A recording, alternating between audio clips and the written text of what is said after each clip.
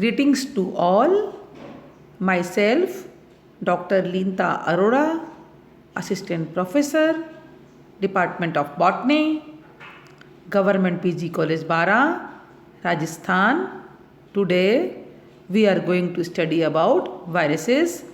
बच्चों, आज मैं वायरस का आपको छठा लेक्चर आपका अपलोड कर रही हूँ। 5 लेक्चर में मैं आपको वायरस के जनरल स्ट्रक्चर, मॉर्फोलॉजी, उसकी क्लासिफिकेशन, उसके इकोनॉमिकल यूजेस, उसके ट्रांसमिशन, उसका सिम्टम्स के बारे में डिटेल में बता चुकी हूँ। पिछले 4th व 5th वीडियो में मैंने आपको इसके सिम्टम्स के बारे में बताया। इसके साथ साथ मैंने आपको एक्सटर्नल वायरल सिम्टम्स के बारे में आपको 4th वीडियो में बताया।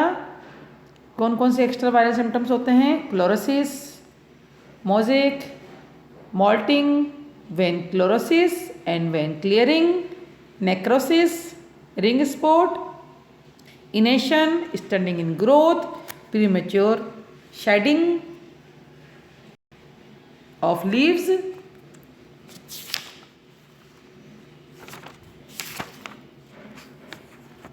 excessive growth, yellowing, distortion, phyllody, sterility and witches broom के बारे में मैंने आपको बताया।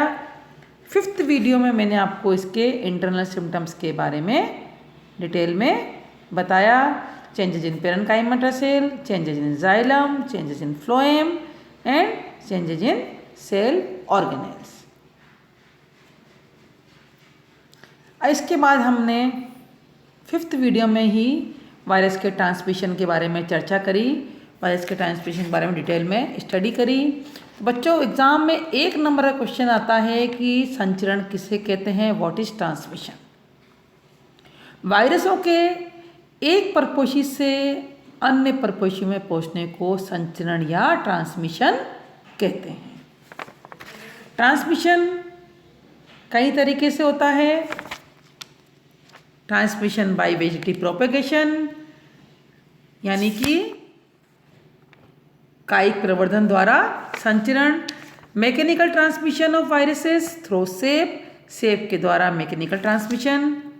Transmission of viruses by seeds, बीजों के द्वारा संचरण। Transmission of viruses by pollen, परागकण द्वारा संचरण। Transmission of viruses by dodder, अमरवेल द्वारा संचरण, कस्कुटा द्वारा संचरण। नेक्स्ट है transmission of viruses by vectors, vector या रोगवाहकों द्वारा संचरण। अब मैं इस वीडियो में आपको वेक्टर द्वारा रोगवाहकों द्वारा संचरण के बारे में बताऊंगी और इसके साथ साथ वायरस का प्लांट वायरस का नियंत्रण कैसे करते हैं इसके बारे में बताऊंगी। ट्रांसमिशन बाय वेक्टर्स, वेक्टर्स द्वारा ट्रांसमिशन।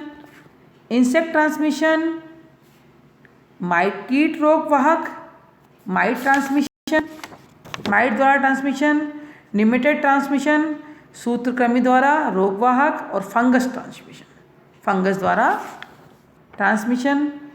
सबसे पहले हम आते हैं इंसेक्ट ट्रांसमिशन, यानी कि कीट रोगवाहक द्वारा संचरण।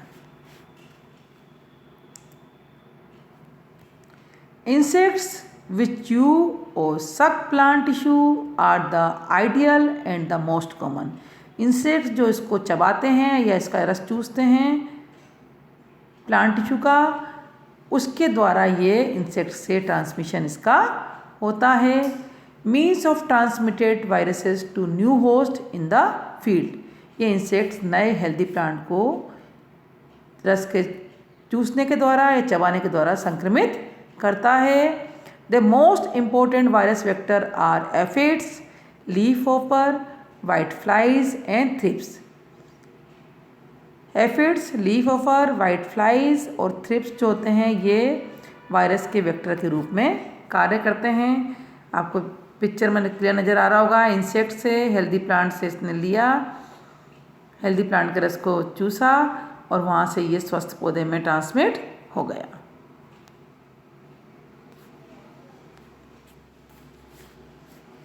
विभिन्न प्रकार के कीट जैसे एफिड या फड़का, पात फुदक, लीफ होफर, श्वेत मक्खी, वाइट फ्लाइज, चूर्णी मतकुण, मीलीबग्स, स्याद या काष्ठकीट, थ्रिप्स, चिचड़ी, माइट्स, भृंग या भोरे, बीटल्स, टिड्डे, ग्रास होपर्स आदि वायरस के संचरण में सबसे प्रभावी साधन हैं।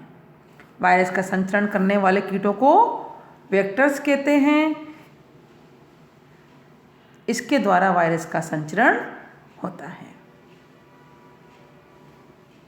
इसके अतिरिक्त सूत्रकृमियों व अन्य सूक्ष्म जीवों द्वारा भी वायरस का संचरण होता है। दूसरा है might transmission. Mites of the family Eriophilidaceae transmit at least 6 viruses include wheat stick mosaic virus, only 1 Tetranychide and 5 Eriphids mites have been proved to be the vectors of plant viruses. It also appeared to a non-specific or causal vector of potato virus Y. ये mites के द्वारा transmission हो गया इसका। Next है nematode transmission, यानी कि सूत्रकृमि द्वारा रोगवाहक के रूप में इसका ट्रांसमिशन कैसे होता है। Nematode plant viruses are transmitted by 3 genera of soil inhabiting.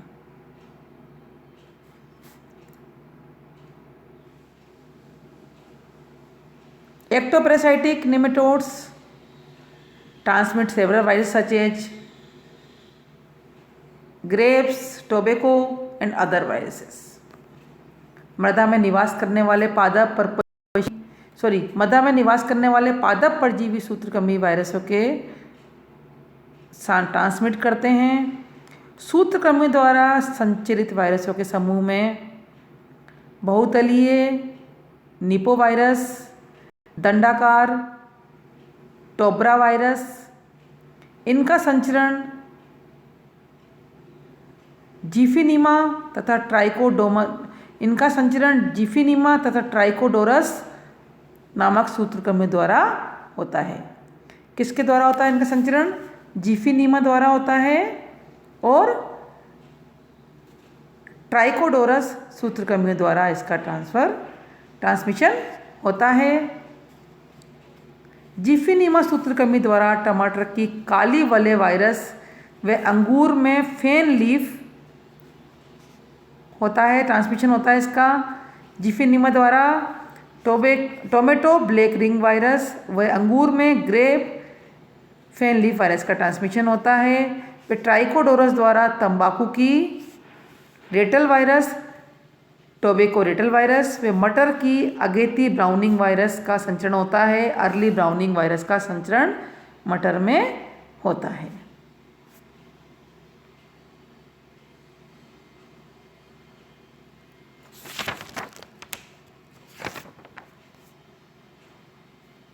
Next है फंगल ट्रांसमिशन।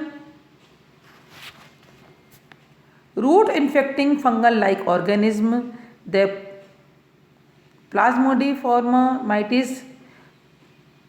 पॉलीमैक्सा स्पीशीज़ हैं। इनके द्वारा फंगल लाइक ऑर्गेनिज्म का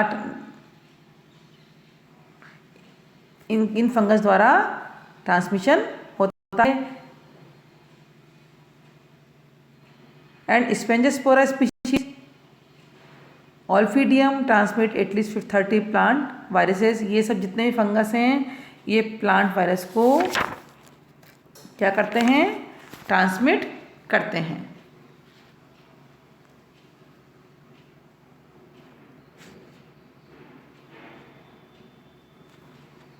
यानी कि पौधे की जो जड़ें होती हैं उनमें ये फंगस विद्यमान होती है और इसमें सेब के द्वारा या किसी के द्वारा भी फंगस में इन्फेक्शन आ जाता है और एक से दूसरे में ये इजीली ट्रांसफ़र फंगस के द्वारा हो जाता है। एक पौधे से हेल्दी प्लांट में, इन्फेक्टेड प्लांट से हेल्दी प्लांट में ये इजीली ट्रांसफ़र हो जाता है। इन्फेक्शन। अब आते हैं कंट्रोल ऑफ प्लांट वायरसेस। पादप वायरसों का नियंत्रण कैसे करते हैं? वायरस की हानिकारक क्रियाविधियों को रोकने के लिए कुछ उपाय हैं। रोगग्रस्त पादों को उखाड़कर जला देना चाहिए। रोपण तथा चयन प्रक्रिया के अंतर्गत बीजों एवं गन्ने के आलू के अंगों का चयन स्वस्थ व रोग रहित होना चाहिए। मृदा में व्याप्त वायरसों को फसल चक्रीकरण या क्रॉप रोटेशन प्रक्रिया द्वारा नष्ट किया जा सकता है। सबसे पहले इम्पोर्टेंट पॉइंट क्या है बच्चों, कि रोगग्रस्त पादपों को उखाड़कर जला देना चाहिए। दूसरा, पौधे का हम जो भी पौधे का हम चयन करते हैं तो हम हेल्दी प्लांट व रोग रहित पौधों का चयन करें। थर्ड है हमें कि क्रॉप रोटेशन प्रक्रिया द्वारा भी इन वायरस को नष्ट किया जा सकता है। फोर्थ पॉइंट है प्रामाणिक रोग प्रतिरोधक किस्मों का उपयोग करना चाहिए, यानी कि जो भी प्रामाणिक बीज हैं या प्रामाणिक रोग प्रतिरोधक किस्में हैं उसका प्रयोग करना चाहिए। फिफ्थ है सुरक्षित व रासायनिक उपचारित पौधे घर में तैयार करने चाहिए। सिक्स, एकांतर खरपतवार पोषकों को जड़ मूल नष्ट कर देना चाहिए। अल्टरनेट वीड होस्ट जो भी हैं खेत में लगे हुए हैं या आसपास लगे हुए हैं उसको जड़ से नष्ट कर देना चाहिए। नेक्स्ट पॉइंट है आलू की खुदाई के समय आलू कंदों पर स्याही के निशान लगाकर ट्यूबर इंडेक्सिंग अपनाना चाहिए। नेक्स्ट है जैविक नियंत्रण के अंतर्गत हानिकारक कीटकों पर मिलने वाले वायरसों को कीटनाशक के छिड़काव द्वारा नष्ट करना चाहिए। इंसेक्टिसाइड्स का इस पर छिड़काव करना चाहिए। आर्थिक महत्व के कम ऊंचाई वाले पौधों को फसलों के चारों तथा ऊंची ट्रेप फसल के रूप में उगानी चाहिए, जिससे कि कीट फसल पर पहुंचने से पहले ट्रेप फसल पर आकर्षित होकर वहीं पर अपने अंडे दे दें। ट्रेप फसल को जलाकर वायरसों को नष्ट किया जा सकता है, इसलिए ट्रेप क्रॉप जो किसान लोग आजकल अपनाने लगे हैं।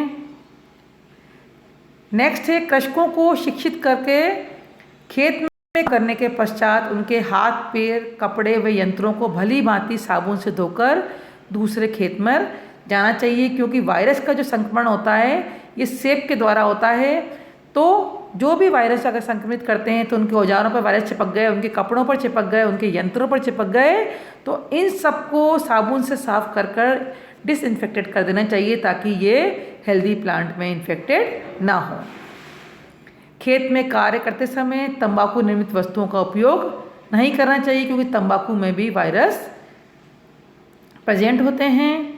आधुनिक तकनीक के अंतर्गत टीएमवी को एक्सरे किरणों से उपचारित कर नियंत्रित किया जा सकता है। हालांकि ये तकनीक जो है महंगी होती है और इसका उपयोग कम से कम किया जाता है, इसलिए अधिकतर हमें देसी उपाय जिसमें कि हमें लागत कम हो उसके द्वारा इसको नियंत्रित करना चाहिए। इसके साथ साथ कृषि बागवानी आदि कार्य में करते समय साफ सफाई का पूरा ध्यान रखना चाहिए। वायरस के ट्रांसमिशन में सबसे ज़्यादा इम्पोर्टेंट चीज़ होती है साफ़ सफाई। अगर आप साफ़ सफाई का ध्यान रखेंगे तो वायरस के ट्रांसमिशन को आप काफ़ी हद तक आप कंट्रोल कर सकते हैं। ये वायरस के कंट्रोल के उपाय हैं बच्चों। थैंक यू सो मच बच्चों, धन्यवाद बच्चों।